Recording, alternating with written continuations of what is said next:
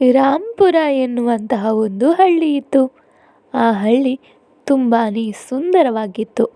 ಅಲ್ಲಿ ರಾಜೇಂದ್ರ ಎನ್ನುವಂತಹ ಒಬ್ಬ ರೈತ ವಾಸಿಸ್ತಾ ಇದ್ದ. ಅವನು ತನ್ನ ಹೊಲದಲ್ಲಿ ಕುಂಬಳಕಾಯಿಯನ್ನು ಬೆಳೆಸಿದ್ದ. ಈ ಬಾರಿ ತುಂಬ ದೊಡ್ಡ ದೊಡ್ಡ ಹಾಗೂ ಫಲವತ್ತತೆಯಾದ ಕುಂಬಳಕಾಯಿಗಳು ಬೆಳೆದಿದ್ದವು. ಇದನ್ನು ರಾಜೇಂದ್ರ ಪಟ್ಟಣಕ್ಕೆ ತೆಗೆದುಕೊಂಡು ಹೋಗಿ ಒಳ್ಳೆಯ ಬೆಲೆಗೆ ಮಾರಬೇಕು ಎಂದು ನಿರ್ಧರಿಸಿದ. ಹಾಗೂ ಎಲ್ಲ ಕುಂಬಳಕಾಯಿಗಳನ್ನು ತನ್ನ ಗಾಡಿಯಲ್ಲಿ ತುಂಬಿಸಿಕೊಂಡು ತನ್ನ ಪ್ರಯಾಣವನ್ನು ಪ್ರಾರಂಭಿಸಿದ. ತುಂಬ ದೂರ ಪ್ರಯಾಣ ಮಾಡಿದ ಮೇಲೆ ರಾಜೇಂದ್ರನಿಗೆ ಒಂದು ದಟ್ಟವಾದ ಕಾಡು ಸಿಗುತ್ತೆ. ಆ ಕಾಡನ್ನು ಅವನು ದಾಟುವಷ್ಟರೊಳಗಡೆ ಸಂಜೆ ಆಗ್ತಾ ಬಂದಿರುತ್ತೆ. ಇದನ್ನು ತಿಳಿದ ಅವನು ಅಲ್ಲೇ ಪಕ್ಕದ ಹಳ್ಳಿಯಲ್ಲಿದ್ದ ಒಂದು ಮನೆಯನ್ನು ಕೊಂಡು ಆ ಮನೆ ಹತ್ತಿರಕ್ಕೆ ಆಶ್ರಯ ಬಯಸಿ ಹೋಗ್ತಾನೆ. ನಮಸ್ಕಾರ ಮನೆಯ ಯಜಮಾನರಿಗೆ, ನನ್ನ ಹೆಸರು ರಾಜೇಂದ್ರ. ನಾನು ದೂರದ ಊರಿಂದ ಪಟ್ಟಣಕ್ಕೆ ಕುಂಬಳಕಾಯಿಗಳನ್ನು ಮಾರಲು ಹೋಗ್ತಾ ಇದ್ದೆ. ಇನ್ನೇನು ಸಂಜೆ ಆಗ್ತಾ ಇದೆ. ಈ ಕಾಡಲ್ಲಿ ಸಂಚರಿಸುವುದು ಕಷ್ಟ. ನಿಮ್ಮ ಮನೆಯಲ್ಲಿ ನನಗೆ ಈ ದಿನ ಆಶ್ರಯದ ವ್ಯವಸ್ಥೆ ಸಿಗ್ಬೋದಾ ಅಂತ ರಾಜೇಂದ್ರ ಆ ಮನೆಯ ಮಾಲೀಕನ ಬಳಿಯಲ್ಲಿ ಕೇಳ್ತಾನೆ. ಹೋ, ಖಂಡಿತವಾಗಿಯೂ ನೀವು ನಮ್ಮ ಮನೆಯಲ್ಲಿ ಉಳ್ಕೊಳ್ಬಹುದು. ನಮಗೆ ಅತಿಥಿಗಳು ಅಂತ ಹೇಳಿದರೆ ದೇವರ ಸಮಾನ.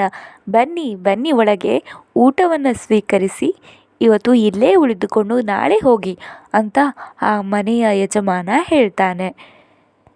ರಾತ್ರಿಯ ಊಟವನ್ನು ಮುಗಿಸಿದ ರಾಜೇಂದ್ರ, ಓ, ಇವರೆಷ್ಟು ಒಳ್ಳೆಯ ಜನ, ತುಂಬ ಒಳ್ಳೆಯವರು.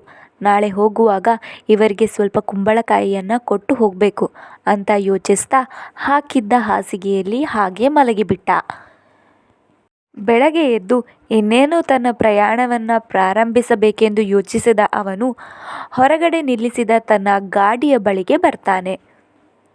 ಗಾಡಿಯನ್ನು ನೋಡಿದರೆ ಅದರಲ್ಲಿದ್ದಂತಹ ಅರ್ಧಕ್ಕರ್ಧ ಕುಂಬಳಕಾಯಿ ಕಾಣೆಯಾಗಿತ್ತು. ಅವನು ಕುಂಬಳಕಾಯಿಗಾಗಿ ಆಚೆ ಈಚೆ ಹುಡುಕಾಟ ತೊಡಗಿದ. ಸರಿಯಾಗಿ ಹುಡುಕಿದ ರಾಜೇಂದ್ರನಿಗೆ ಆ ಕುಂಬಳಕಾಯಿ ಮನೆಯ ಹಿತ್ತಲಲ್ಲಿ ಕಾಣಿಸ್ತು.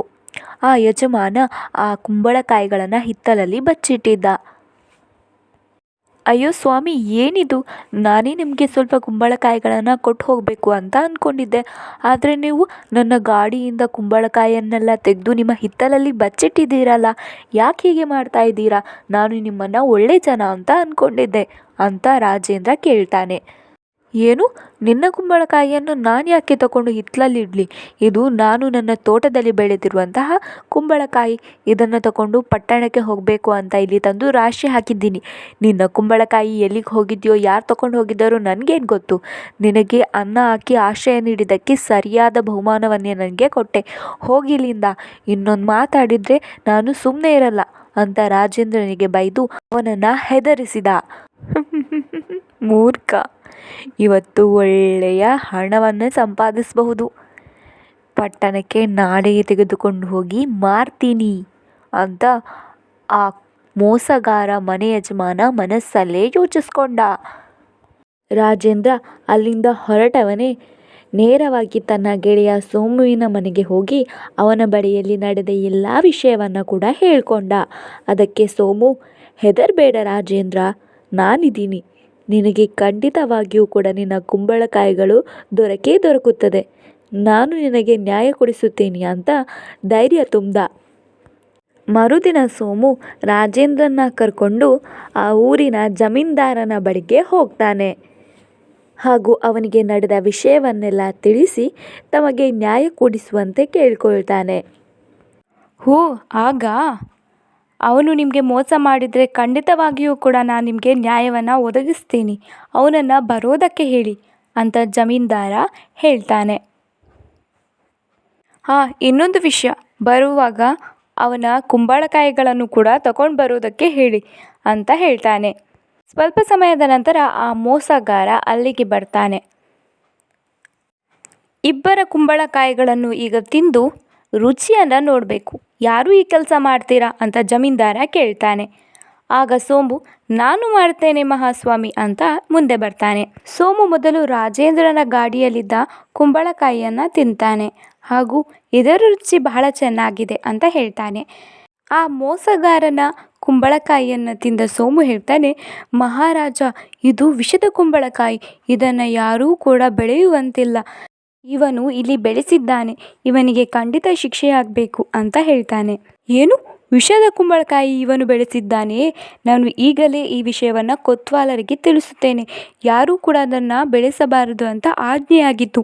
ಇವನು ಬೆಳೆಸಿದ್ದರಿಂದ ಇವನನ್ನು ಊರಿಂದ ಬಹಿಷ್ಕರಿಸಲಾಗುತ್ತೆ ಅಂತ ಜಮೀನ್ದಾರ ಹೇಳ್ತಾನೆ. ಇದನ್ನು ಕೇಳಿಸಿಕೊಂಡ ಆ ಮೋಸಗಾರ, ಇಲ್ಲ ಜಮೀನ್ದಾರೆ, ಈ ಕುಂಬಳಕಾಯಿ ನಾನು ಬೆಳೆಸಿದ್ದಲ್ಲ, ಅವನೇ ಆ ರಾಜೇಂದ್ರ ಬೆಳೆಸಿದ್ದು. ಅವನಿಗೆ ಶಿಕ್ಷೆ ಕೊಡಿ, ನನಗೆ ಕೊಡಬೇಡಿ. ಇದು ನಾನು ಅವನಿಂದ ಕದ್ದ ಕುಂಬಳಕಾಯಿ ಅಂತ ಎಲ್ಲವನ್ನ ಬಾಯಿ ಬಿಟ್ಬಿಡ್ತಾನೆ.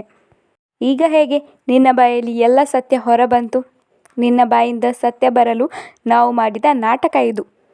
ಈಗ ಸುಮ್ಮನೆ ಅವನಿಗೆ 5,000 ನಾಣ್ಯಗಳನ್ನು ಕೊಡು, ನೀನು ಅವನ ಕುಂಬಳಕಾಯಿಗಳನ್ನು ಕದ್ದಿದ್ದಕ್ಕಾಗಿ, ಹಾಗೂ ಅವನ ಎಲ್ಲ ಕುಂಬಳಕಾಯಿಗಳನ್ನು ಈಗಲೇ ಹಿಂತಿರುಗಿಸು ಅಂತ ಜಮೀನ್ದಾರ ತೀರ್ಪನ್ನು ನೀಡ್ತಾನೆ. ರಾಜೇಂದ್ರ ಸಂತೋಷದಿಂದ ತನ್ನ ಕುಂಬಳಕಾಯಿಗಳನ್ನು ಪಟ್ಟಣಕ್ಕೆ ತೆಗೆದುಕೊಂಡು ಹೋಗಿ ಮಾರ್ತಾನೆ.